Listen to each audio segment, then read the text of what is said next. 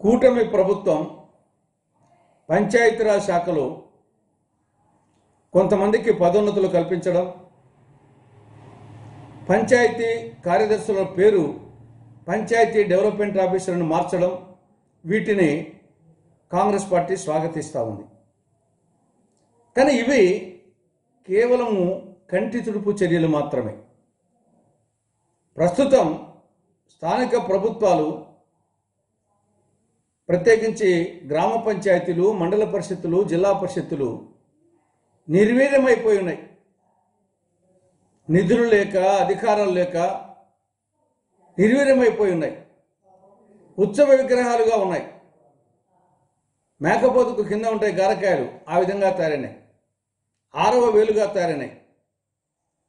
నిజంగా కూటమి ప్రభుత్వానికి, ప్రత్యేకించి సంబంధిత శాఖ మంత్రి పవన్ కళ్యాణ్ గారికి ఈ యొక్క స్థానిక ప్రభుత్వాల పట్ల చిత్తశుద్ధి ఉంటే, పూజ్య బాపూజీ కలలు కన్నా గ్రామ స్వరాజ్య సాధన పట్ల చిత్తశుద్ధి ఉంటే, ముందు ప్రభుత్వం చేయాల్సింది 73వ రాజ్యాంగ సవరణ చట్టం ప్రకారంగా 11వ షెడ్యూల్లోని 29 అంశాలను ముందు స్థానిక ప్రభుత్వాలకు బదలాయించాలి.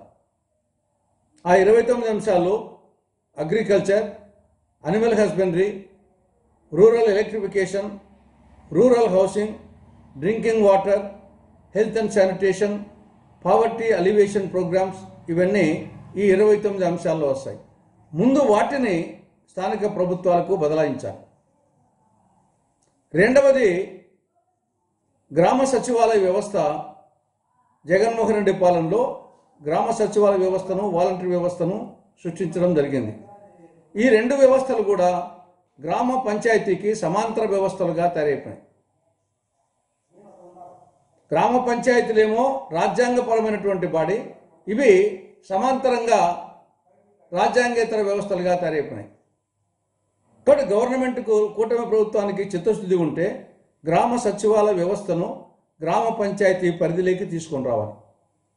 మూడవది, సంపద కేంద్రాలు.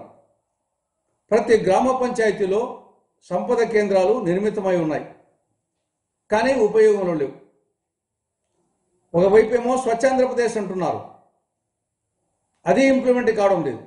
మరోవైపు సంపద కేంద్రాలు ఉన్నాయి, అవి ఉపయోగంలో లేవు. కాబట్టి సంపద కేంద్రాలను ఒక నిర్దిష్ట కాలపరిమితి పెట్టుకొని వాటిని వినియోగంలోకి తేవాలని కాంగ్రెస్ పార్టీ సూచిస్తూ ఉంది. 4వ అంశం, స్టేట్ ఫైనాన్స్ కమిషన్ నివేదికను తూచా తప్పకుండా అమలు చేయాలని కాంగ్రెస్ పార్టీ రాష్ట్ర ప్రభుత్వానికి, కూటమి ప్రభుత్వానికి సూచిస్తూ ఉంది.